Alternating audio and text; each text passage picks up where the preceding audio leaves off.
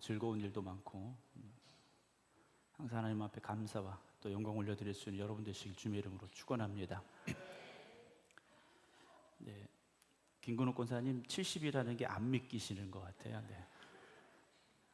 부정하고 싶으신 것도 같아요. 네. 저도 그렇습니다. 네.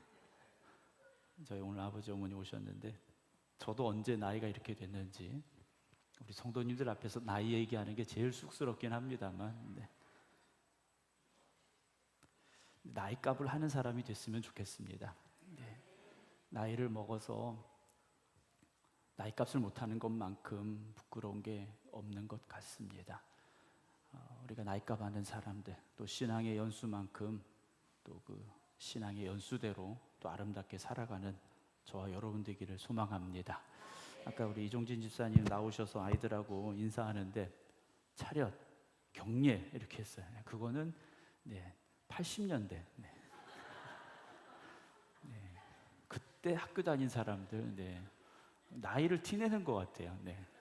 요즘 애들은 그냥 하라니까 하는 거지 네. 경례 이런 거 안 하죠, 그렇죠? 인사 이러지 않습니까? 네. 그 말을 어떤 말을 쓰는가를 보면 그 사람의 어떤 살아온 역사죠. 또 그 사람의 어떤 지역적인 특색들이 좀 드러나게 돼 있습니다. 그래서 이건 감추고 싶어도 은연중에 드러나게 돼 있어요. 예전에 제가 한번 말씀드렸지 않습니까? 저 어릴 적 시절에 네. 충남 저 시골에 살 때 네. 서울 고속터미널에 갔습니다. 네. 에스컬레이터를 타고 올라가는데 저와 제 동생이 얘기를 하는데 뒤따라 에스컬레이터를 타고 올라오시던 분이 저희가 하는 얘기를 듣더니 네, 충청도에서 왔구나. 네. 그 뒤로 제가 각성을 하고 네, 사투리를 쓰면 안 되겠다 네, 결심을 하고 살고 있는데 잘 안 될 때가 있는 것 같아요. 네. 우리가 이 말이라는 것은 사실 우리의 삶과 분리될 수는 없습니다. 말은 항상 내 삶 속에서 연관되어지는 그런 표현들이기 때문에 그 말을 통해서 우리는 우리 자신들을 드러내게 되죠. 오늘 교회에 오셔서도 여러분들이 참 많은 이야기들을 나누셨을 것이고 또 지난 한 주간도 우리는 말 없이는 살지 않았을 겁니다. 제가 이렇게 나이를 들다 보니까요 젊어서는 혼잣말이라는 걸 잘 안 해요. 그렇죠? 근데 우리가 나이를 들다 보면 혼자 있는데도 말이 나와요. 네. 여러분 그게 깨달아지는 순간 아 내가 나이를 먹었구나 생각하시면 돼요. 꼭 누가 옆에 있는 것처럼 네. 그냥 뜨거우면 뜨겁다 생각하시면 되는데 네. 꼭 말을 하게 되더라고요. 오늘 우리가 하는 말들은 누군가에게 위로가 되기도 하고 때로는 상처가 되기도 합니다. 열심히 일하신 분들에게 수고하셨습니다. 또 나에게 위로가 된 사람에게 당신 때문에 내가 힘을 얻었습니다. 뭐 이런 말들도 있죠. 근데 또 다른 말이 있어요. 네. 당신은 왜 늘 그 모양이야? 네, 가슴 찔리는 분들이 있죠. 네. 아니면 또 그 말을 들어서 그때의 아픔이 또다시 생각나시는 분들도 있을 거예요. 내가 그럴 줄 알았어. 네. 아무리 해도 당신은 변화되지 않아. 물론 그렇게 말하시는 분의 입장도 우리가 알죠. 얼마나 속상하고 답답하면 그런 말을 하겠습니까? 그러나 그 말이 지나간 자리에는 꼭 상처가 남게 되죠. 내가 옳은 말을 했을 수도 있습니다. 내 판단이 정확했을 수도 있어요.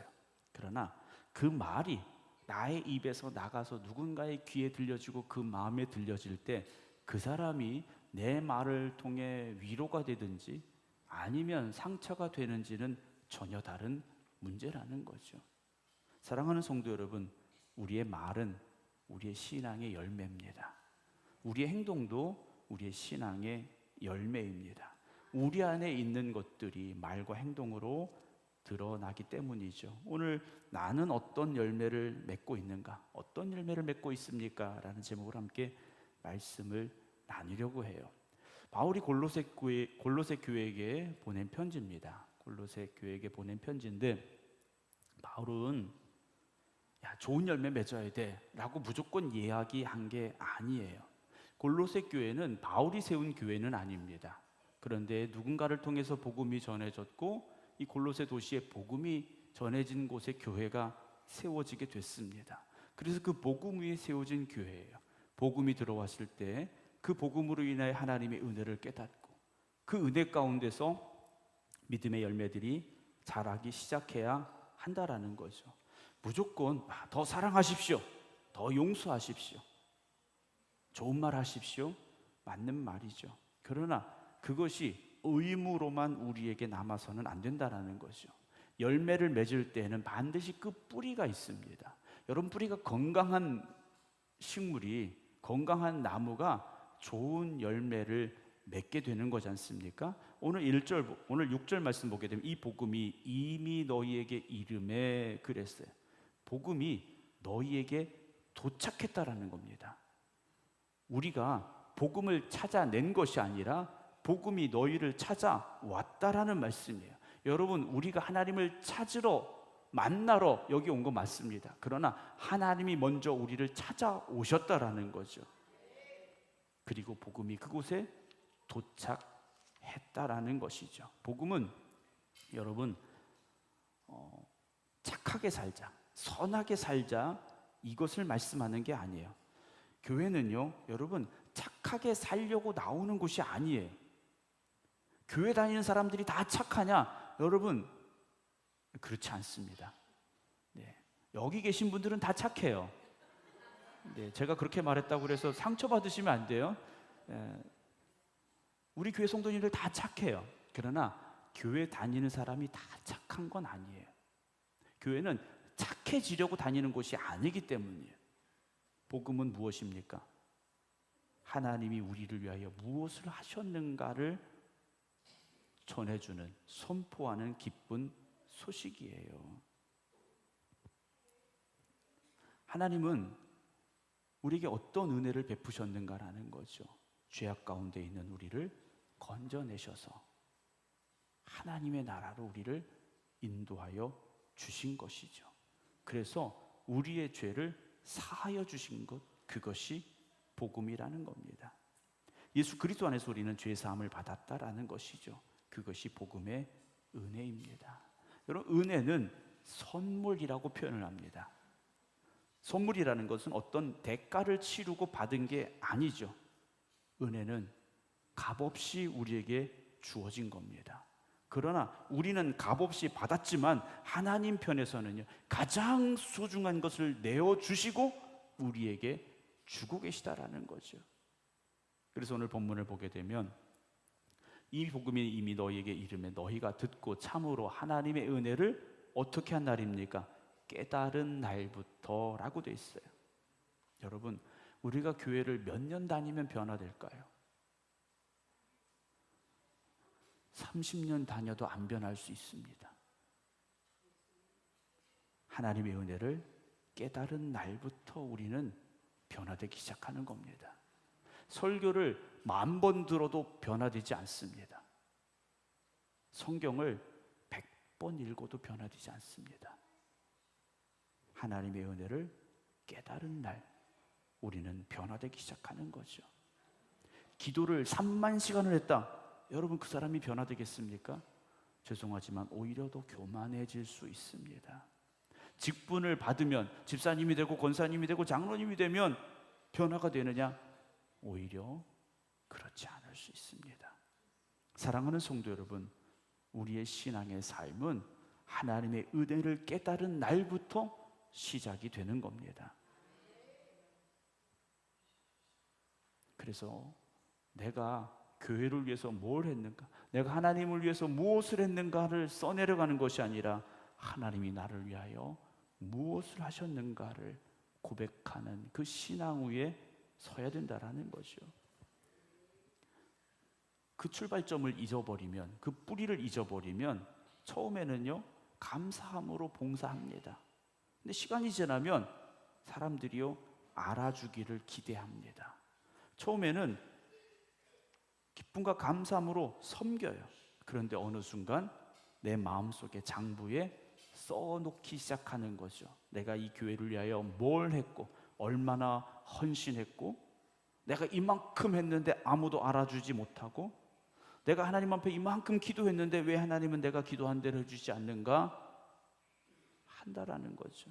혹시 여러분 그 장부를 갖고 계시다면 과감하게 내버리시기 바랍니다. 신앙은 하나님과의 거래가 아니라고 말씀을 드렸지 않습니까? 거래는 계산하는 거예요. 내가 이만큼의 값을 지불했으면 그에 합당한 것을 받아야 서운하지 않은 거예요. 여러분 요즘 이제 복숭아철이지 않습니까? 복숭아철인데 이제 복숭아를 사러 갔어요. 뭐 한 박스에 딱 보니까 요즘 복숭아 값이 좀 비싸다고 하더라고요. 좋아 보였어요. 5만 원에서 샀어요. 그런데 다른 가게 또 이렇게 들리게 됐는데 똑같은 걸 3만 원에 팔고 있어요. 여러분 어떠시겠습니까? 그렇죠. 솔직하잖아요. 왜 다 기분 나쁘신데 기분 나쁘지 않은 척하고 계세요? 네, 솔직하잖아요. 아니 똑같은 걸 난 5만 원 주고 샀는데 여긴 3만 원이래요. 내가 얼마 손해 본 겁니까? 2만 원. 네. 우리 머릿속에 이미 계산이 다 됐어요. 근데 안 그런 척 하고 계신 것뿐이잖아요. 우리 2만 원을 손해 본 거잖아요. 여러분 하나님 앞에 우리가 그런 마음이 들 수 있다라는 거예요. 내가 이만큼 했는데 또는 옆에 사람에게 그런 마음이 들 수 있어요. 내가 널 얼마나 사랑했는데. 여러분 자식들에게 서운한 마음이 있으세요, 없으세요? 있죠. 네. 지금 뭐 시온이 아빠는 서운한 마음이 없을 거예요. 다 행복하죠. 네. 근데 아이들이 크면 어떻습니까? 내가 널 어떻게 키웠는데 하면서 서운한 마음이 들 수 있어요. 왜 나만 해야 되는지, 왜 나만 힘들어야 되는지 라는 생각이 들 때가 있다라는 거죠. 여러분, 내가 얼마나 수고했는지를 기억해내기 전에 주님께서 나를 얼마나 오래 참으셨는지를 여러분 잊지 마시기 바랍니다. 은혜를 잊어버리면 섬김은 자랑이 됩니다. 그러나 은혜를 기억하면 감사가 되기 시작합니다. 여러분 하나님의 은혜를 잊지 마시기 바랍니다. 그 뿌리를 우리가 잊지 않아야 된다는 것이죠. 은혜를 깨달은 날부터 너희 중에서와 같이 또한 온 천하에서도 열매를 맺어 자란다 그랬어요. 열매를 맺고 자란다라고 되어 있습니다. 여러분 우리의 힘으로 열매를 만들어낼 수 있는 게 아니죠. 여러분 복숭아 나무라고 그래서 내가 오늘은 복숭아 열매를 맺어야지 하고 복숭아 열매를 맺는 게 아니에요. 내가 오늘은 어제까지는 복숭아 열매를 맺었는데 이번엔 좀 사과를 맺어볼까 하고 사과를 맺을 수 있는 게 아니지 않습니까? 그저 열심히 자기에게 주어진 일에 최선을 다할 뿐이에요. 그랬더니 어떻게 됩니까? 자라고 열매를 맺는 겁니다. 여러분 복음의 뿌리 안에서 여러분 힘써 믿음의 길을 걸어가시기 바랍니다. 꾸준히 최선을 다하시기 바랍니다. 그럴 때 하나님께서 우리를 통하여 열매 맺어가게 하시는 겁니다. 오늘 4절 말씀에 보게 되면요, 이는 그리스도 예수 안에 너희의 믿음과 모든 성도에 대한 사랑을 들었다라고 되어 있어요. 예수 그리스도 안에 너희의 믿음 또 모든 성도의 사랑을 바울이 들었다라고 말해요. 5절에서는요, 너희를 위하여 하늘에 쌓아둔 소망으로 말미암아 곧 너희가 전에 복음의 진리의 말씀을 들은 것이다 라고 바울이 골로새 교회에게 말하고 있어요. 여러분 우리가 교회를 얼마나 오래 다녔는가가 아니라 내가 제대로 잘 자라고 있는가가 중요하지 않습니까? 신앙생활을 오래 할수록 감사가 더 많아져야 되고요. 신앙생활을 오래 할수록 사랑이 더 많아져야 되고요. 신앙생활을 오래 할수록 소망이 더 커져야 됩니다.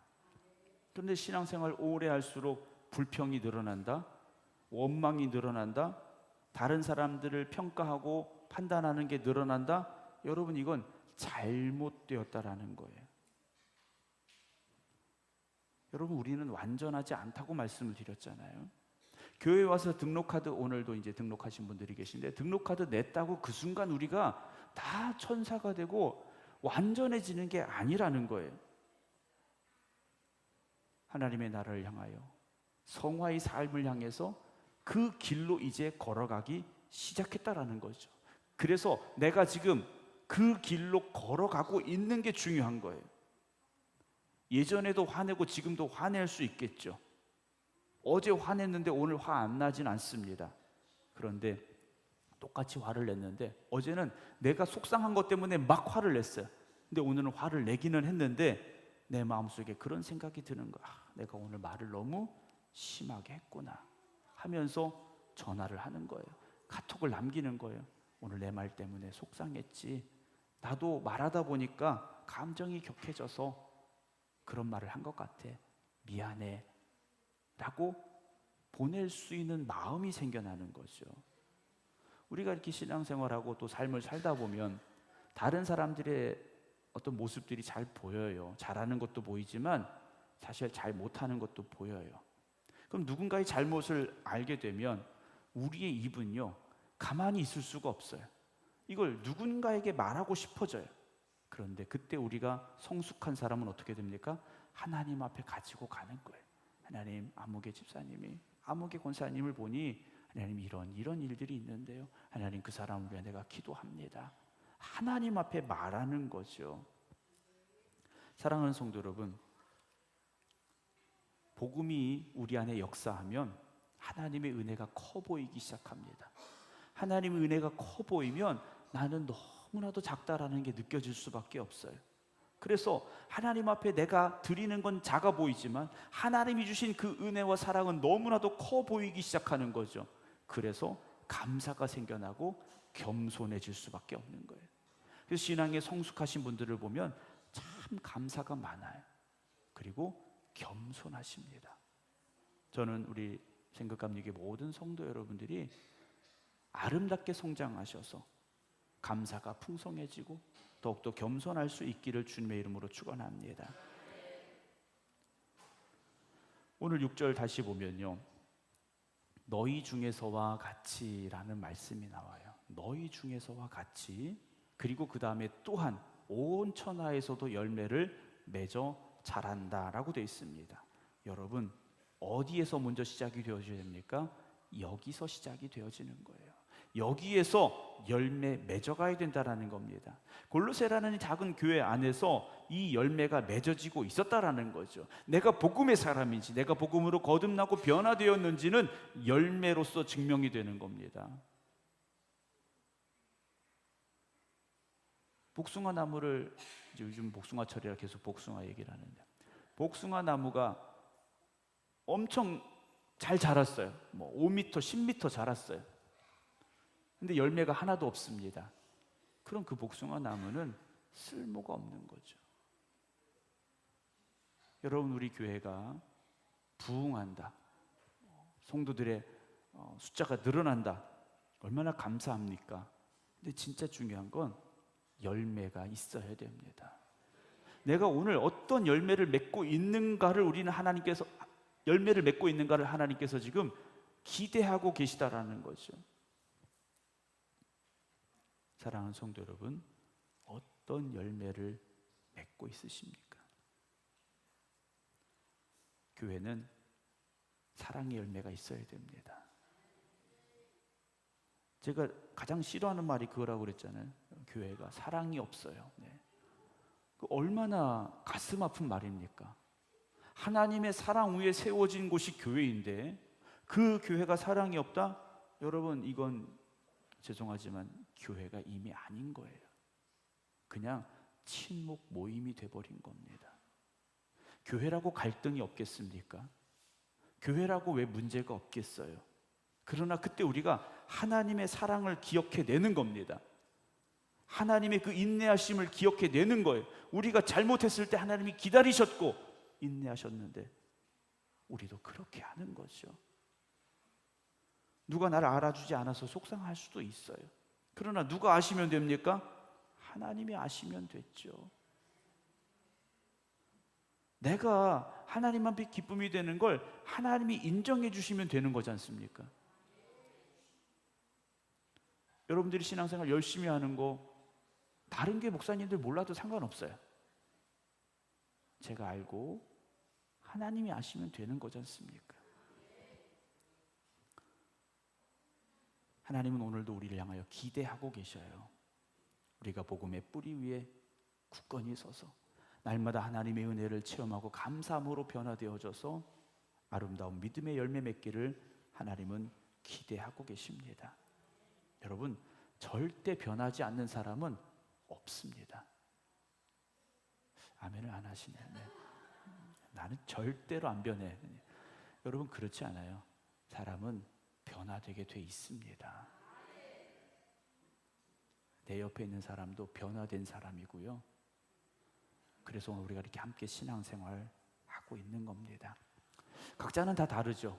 저와 여러분 다 달라요. 옆에 있는 분들하고도 다 다르죠. 그러나 우리의 뿌리는 복음 위에 있어야 됩니다. 복음 위에 있기에 우리는 같은 열매를 맺어가는 겁니다. 사랑의 열매를, 믿음의 열매를, 소망의 열매를 맺어가게 되는 것이죠. 사랑하는 성도 여러분, 참 날이 덥습니다. 날이 더운데요, 주변에 산을 보시고 주변의 식물들을 보십시오. 날이 메마를수록 더 깊이 뿌리를 내립니다. 오늘 우리가 삶이 강팍하고 인생이 어렵다고 여러분 주저앉지 마시고 복음 위에 뿌리를 깊이 내리시기 바랍니다. 그리고 하나님의 은혜를 날마다 고백하시기 바랍니다. 그리고 아름다운 믿음의 열매를 맺어갈 수 있는 저와 여러분 되기를 주님의 이름으로 축원합니다. 기도하겠습니다.